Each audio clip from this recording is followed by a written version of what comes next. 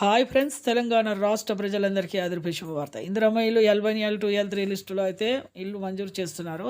మరి L1, L2 లిస్టులు అయితే ప్రస్తుతం అయితే జారీ చేయడం జరిగింది. మరి ఈ అర్హతలు ఎలాంటివి ఉండాలి?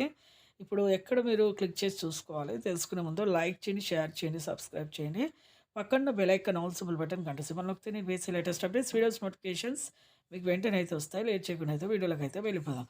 ఇప్పుడు L1 లిస్ట్ అంటే స్థలం ఉండి ఇల్లు లేని వారికి అమౌంట్ అయితే వేస్తున్నారండి, 5,00,000 వరకు.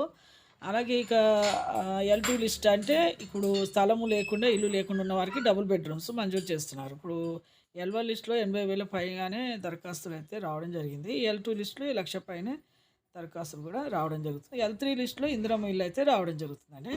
ఇల్లు ఉన్న, స్థలం ఉన్న వీళ్ళు అప్లికేషన్ పెట్టుకుంటే వీళ్ళకి కూడా వస్తున్నాయి. మీరు ఫోన్ ద్వారా గానీ, మీరు మీ సేవ ద్వారా ఆన్‌లైన్‌లో గానీ మీరు చెక్ చేసుకోండి. L1, L2, L3 లిస్ట్‌లో మీకు వచ్చాయా? సర్వే జరిగిందా? కంప్లీట్ అయిందా? చూడండి. Thanks for